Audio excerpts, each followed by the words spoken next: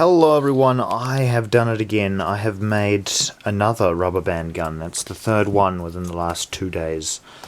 This one is pretty much the same. It's just got a nicer handle. I can now grip it and I don't have to worry about my little fingies getting crushed between the sliding rail and the handle. I can now hold it like this and it goes brrr, and it's slightly longer. It's got slightly more power than the other ones do.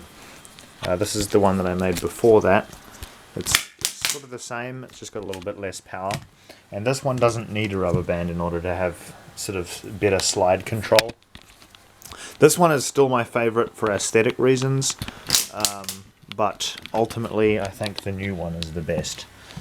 Yeah, that's what I've been up to. I've been making rubber band guns. I think that's a total of 6 or 7 now, I'm not entirely sure. I've got a few more in here. This has been my latest hobby. I think I started out with this one. This is the first one, and then I moved on to this one. This was the second one, and then I moved on to this one, which is the third one, where it somehow went downhill. And then the fourth one was this one, which is still probably the best looking.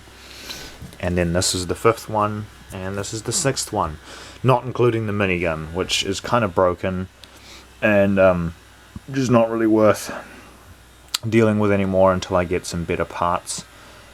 But yeah, very satisfying to load. Can still sort of load it with one hand, although it's a tad difficult. It's got quite a bit of resistance on the drag back just from the friction of pulling it back, which means that I don't have to add another rubber band in order to control how fast it pulls back, which is good. I pull it back, it sort of reaches its max limit on how far you can stretch the rubber bands. At least on the back one, it gets less so the further you go down. And so naturally it makes a nicer sort of a snap when it comes off and does a little bit more damage, goes a little bit further, slightly more range than the other ones. So overall a win because there's a slight improvement.